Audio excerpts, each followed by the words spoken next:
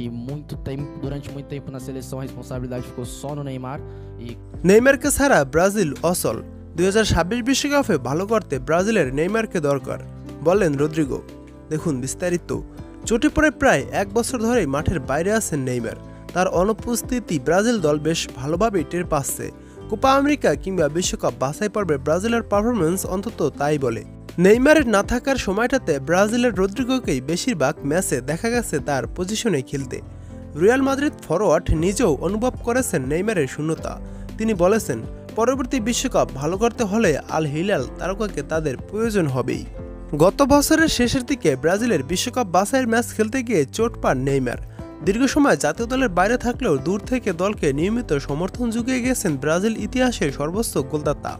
Copa America যুক্তরাষ্ট্রে নিয়মিত দেখা গেছে নেইমারকে। দলে না থাকলেও পেছন থেকে নেতার ভূমিকাটা ঠিকই পালন করে গেছেন সাবেক বার্সেলোনা ফরোয়ার্ড।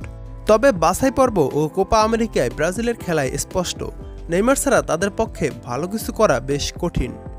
বছর দুয়েক পরে যুক্তরাষ্ট্রে বসবে বিশ্বকাপ।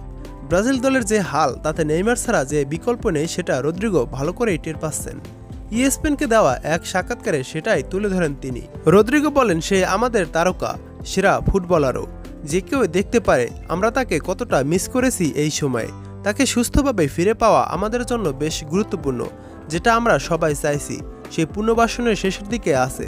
যত তাড়াতাড়ি সম্ভব আমরা তাকে ফিরে পেতে চাই। সম্প্রতি রদ্রিগো ব্যালন ডি'অর 30-এর মধ্যে মনোনয়ন না পাওয়ায় পোস্ট করে তা নিয়ে ক্ষোভ প্রকাশ করেছেন নেইমার। দুজনের মধ্যে সম্পর্কটা যে মাঠের বাইরে বেশ ভালো, সেটাও এ সময় জানিয়েছেন রদ্রিগো। তিনি বলেন, আমরা একজন আরেকজনকে নিয়মিতভাবেই মেসেজ দেই। সে অনুশীলনে ফিরছে অন্যদের সাথে। সতীর্থ হিসেবে সে দারুণ। সে মানুষ হিসেবে যেমন, কেউ তাকে নিয়ে বাজে কথা বললে আমি কষ্ট পাই। সে আমাকে মেসেজ দেয় সবসময়, সাহায্য করে। তাকে আমি ভালোবাসি ব্যক্তি হিসেবে কিংবা আমার আইডল হিসেবে।